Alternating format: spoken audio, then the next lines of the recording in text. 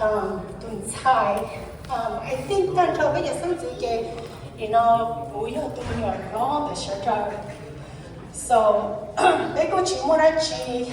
nó bây tôi giờ lời trong chấp lời cho bây chơi lời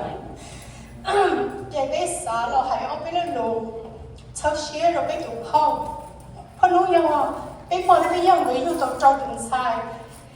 nói giờ bây cũng nghe cái gì đấy他们是真giờเลยtuần sai muốn giờ bây giờ là lúc chấp lời bây giờ thôi nói bây giờ là chơi tôi thả nói bây giờ có một cậu bé hiểu sư thế chỉ có được nói nhiều họ lo hiểu sao tôi thả của tôi chỉ có ba hồi đó chỉ thế chỉ nói mình chỉ trong cái nhà này rồi chỉ với một cái từ này từ cái mình giải thế chỉ cũng lo chăn nữa của nhân才thế chỉ cũng lo chăn nữa so growing up của tôi bây giờ mà lời yêu của tôi thì của những chỉ mua khu thì phân nói yêu của tôi khu thì thôi phân nói nhiều gì rồi của nhân cho người của hai đứa khử nhẹ thì có phụ cả cũng đây rồi đấy phân nói của nhỏ ở bên nói là của người thì lớn quá gì có mình rất là nhỏ chín á so I didn't get to go come and stay with my aunt but nếu bây giờ gì là cũng cho nên hả so phân nói bé hai đứa con ok có giờ bé tan cho bây giờ Paul là ngoài lúc bé chấp lời đấy nè bé mà cho tụi Paul luôn they really truly love us lấy giờ bây giờ role model lúc bây giờ thì bây giờ sinh tử tan cho bây giờ sinh tử nó bây giờ sinh tử nó thế thì chỉ hay bây giờ sinh tử nét giờ sinh tử đó thì bây giờ mình nhỏ đó because bây giờ Paul thế bây giờ yêu lòng là cho thì bây giờ được cầu đến này thì chỉ bây giờ con nói gì tôi này nữ hai luôn very soft spoken này không nữ chính thay bé nữ mà hai lụt đầu bé xí na về bây giờ không mà thấy cái lòng này nó bé tăng to thì chỉ có nói đây là chấp hành rồi cô ấy tôi có dòng chấp lời cho tăng cho bây giờ sáng gì nữa người ta cái lô người ta cái the way they carry themselves the way they love each other cái họ cái lô mà is so genuine có bỏ mà cái những chồng người ta cái lô này I honestly can speak not just for myself but all my siblings behind me that when we see their love, we want that kind of love too. Because their love is so genuine and it's just so unique and I think in life it's hard to find somebody like that. So for now, cóจะsinh dự trong một nọ kẻ Ê, hãy có hết tiệt có gì tôi phong bé lúc có cái gì nữa tôi bé nọ thì bé giờ là ngó xưa bé chỉ hay không tư rồi bé chỉ đi mua ta vì đó có thể giờ lòng đấy nhau ý tôi hỏi trong lúc bé nè bé còn đấy cho cái lúc bé đó bé tôi cho linh cỡ bé tôi xin nó linh cỡ này rồi so bé cho nó mua tan thôi cho số này nó chỉ hay cho cái gì yêu cho gì cho mua yêu chỉ cho sự yêu rồi giờ thì không biết yêu rồi không mê yêu rồi do không bao yêu rồi thì nó chỉ存在yêu nữa tan cho có cho sinh sự lúc có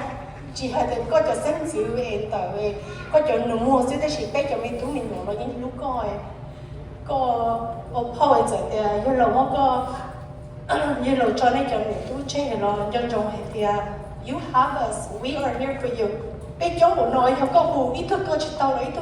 ý tôi nhớ tôi nó mà ấy có cho tôi xé thì khuyên ra rồi trên ra nó mà vì tôi hay thì có chuyện chúa có cái nó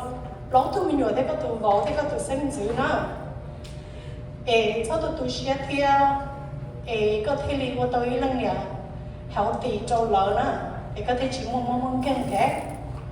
họ nói về của hai trâu họ nói cho cái xe của cho nô thế của tụi nền đó Alicia bố thì có những lần sai sức chỉ có chỉ muốn tụi yên dòng được có xuống đi chỉ tôi có yêu tụi xé hay thì có dùng sáng làm trong linh tiêu nhưng có một cái nhớ xé thì chỉ có nhân dùng tao tôi có chỉ yên dòng nhớ tôi vì nó lúc con nữa mà mua đã chi vì đi tôi yên dòng lo mua đã chi họ tôi cũng bắt tôi con cũng là chỉ cho nó tôi ba con nữa mà thì có sao tụi xé bé lúc đó so Bali, Penjay. Yeah, you know, Teddy, no. Know that your cousin loves you. Baby Luna, we love you guys. And we are all here for you guys. We were never rich in Johnny Bochen. And when let us know, do not let in. Just try there, you're going to die, and I need to what's all okay?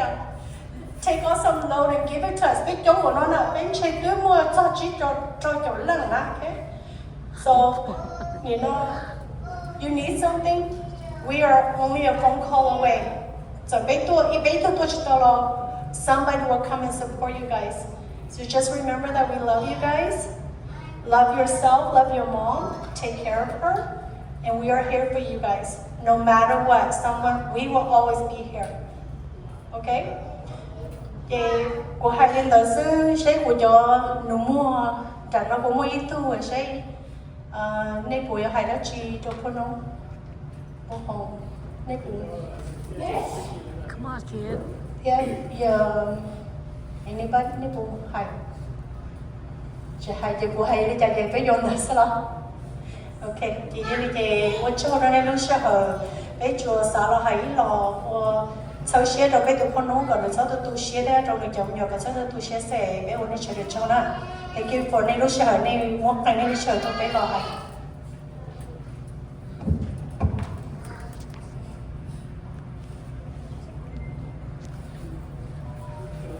Okay, hold it up. Okay, everybody hug. Come on. Come on. Okay, hug. Stand up. Line up here. Get a hug. Come on.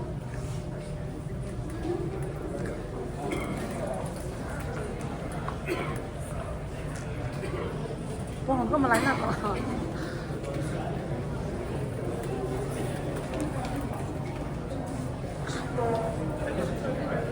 Mai có khen một tao về, đừng lại.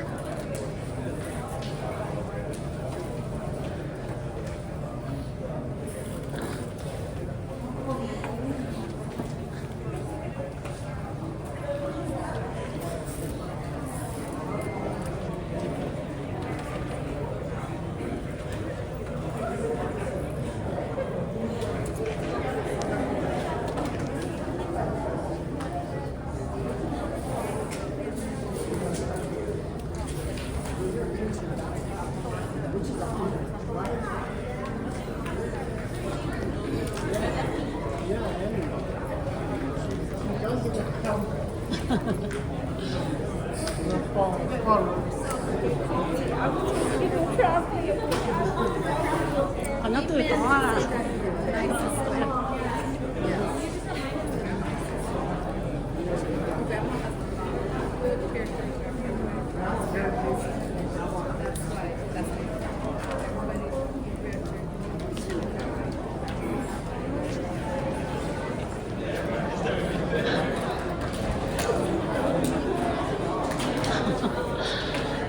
Go sit down. I got the girl. Con không có lắm, cho nó girl nó sit down. Sao đi chống phải không?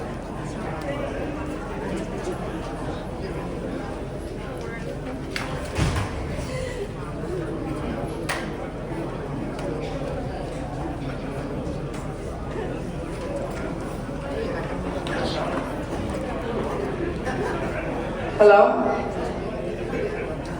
Okay, so知道今天的妈妈呀，也做了的什么北京做那个阿贝林的北上的美鸟路呢，北妈还个当时做那个北阿贝林是的，妈还个当北马来唱美木那妈呢，那个北头那天弄子。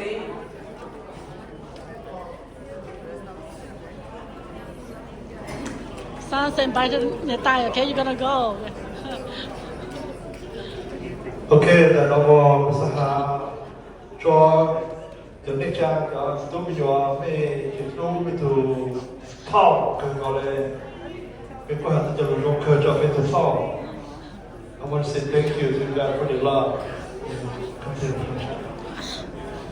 我知道这每个米山南就是那样，每北部的民族给路做 bé cứ tin lo ha mẹ cứ thao tới lúc cần cầu lên á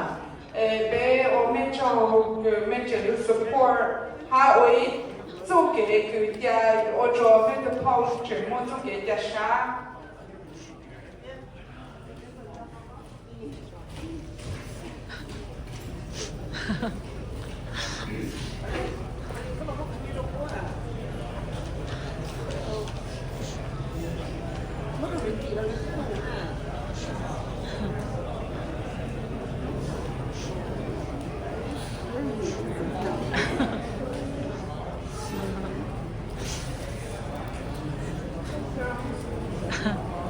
Bye to Tanu, okay?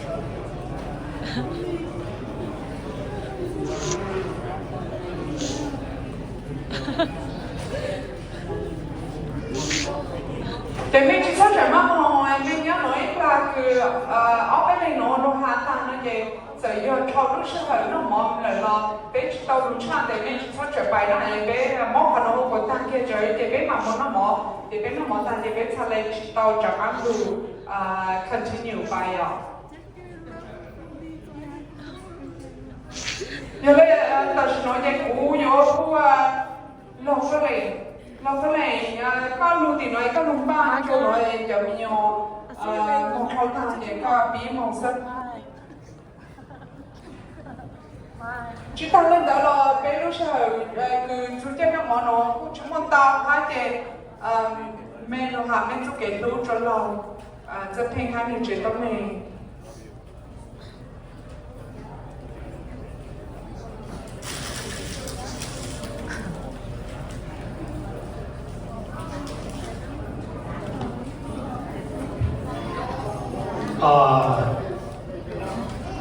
我找我给都晒了被弄乱了。我找上的人买多公布都给弄的，我要至少70度我可能我都给照片那个是这个人，弄那个嘛，弄照片弄那个得弄。遇到那天天，我给